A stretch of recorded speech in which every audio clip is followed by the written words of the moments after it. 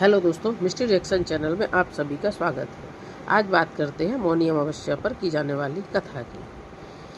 कांचीपुर नामक नगर में देव स्वामी नामक एक ब्राह्मण रहता था। उसकी पत्नी का नाम धनवती था और उसकी पुत्री का नाम गुणवती था। उनके 7 पुत्र थे और उन्होंने अपने 7 पुत्रों का विवाह कर लिया। उसके बाद उन्होंने अपनी पुत्री के लिए योग्य वर की तलाश करने के लिए लड़के को बाहर भेज दिया।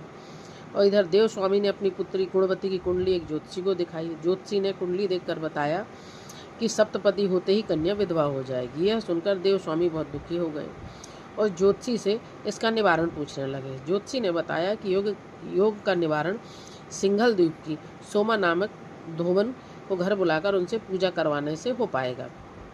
यह सुनकर देव स्वामी ने अपने छोटे पुत्र को अपनी पुत्री के साथ सोमा धोबिन के घर लाने के उद्देश्य से सिंघल द्वीप जाने को रवाना कर दिया।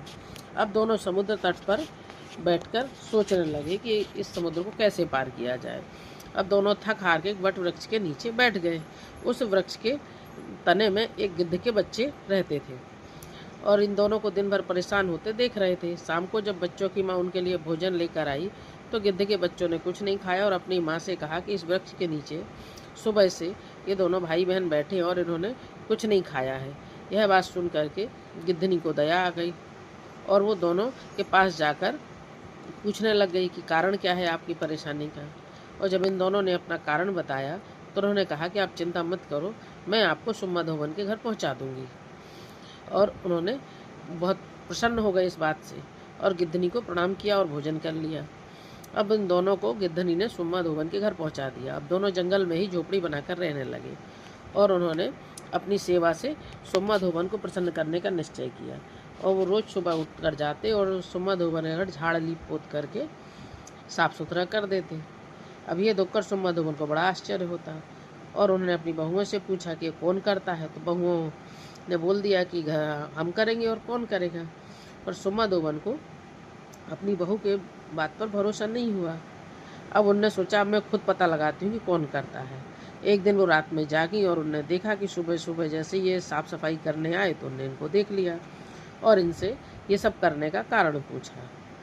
तो उनके भाई ने बताया कि उनकी बहन गुणवती की कुंडली में ऐसा योग है और जब आप चल के पूजन करोगे तब इनकी योग जो है, ये दोष है जो कुंडली का, ये दूर हो जाएगा। तो सुम्मा धोबन इनके साथ चलने को तैयार हो गई और उन्होंने अपनी बहू से कह दिया कि अगर घर में कोई ना उठे या कुछ हो जाए तो शरीर को संभाल के रखना, मेरे आने का इंतज़ार करना। और सुम्मा धोबन इन भाई बहन के साथ में गुणवती के घर आ गई और उन्होंने इनका विवाह संपन्न हुआ। और जैसे ही सप्तपदी हुई तो गुणवती के पति की मृत्यु हो गई। तो सुम्मा धोबन ने अपने सारे पुण्य गुणवती को दे दिए और उससे उनका पति जीवित हो गया। लेकिन ये पुण्य इधर गुणवती को देने से सुम्मा धोबन के पति की वहाँ मृत्यु हो गई। अब सुम्मा धोबन जब इनको पुण्य दे करके वापस लौटने लगी तो उन्हें नदी के किनारे एक पीपल का वृक्ष दिखा। वहाँ उन्होंने विष्णु भगवान का पूजन किया, 108 परिक्रमाएँ की और जिससे विष्णु भगवान के आशीर्वाद से उनके जो पति हैं वो जीवित हो गए और उनका घर धन धान्य से भर गया। इस कथा से ये शिक्षा मिली कि इस व्रत को करने से विष्णु भगवान सारी समस्याएं दूर करके घर में धन धान्य सुख समृद्धि संपत्ति सब कुछ देते हैं। दोस्तों, ये कहानी डिटेल में जानने के लिए हमारे चैनल को लाइक करें, सब्सक्राइब करें, सपोर्ट करें, शेयर करें। राधे राधे दोस्तों।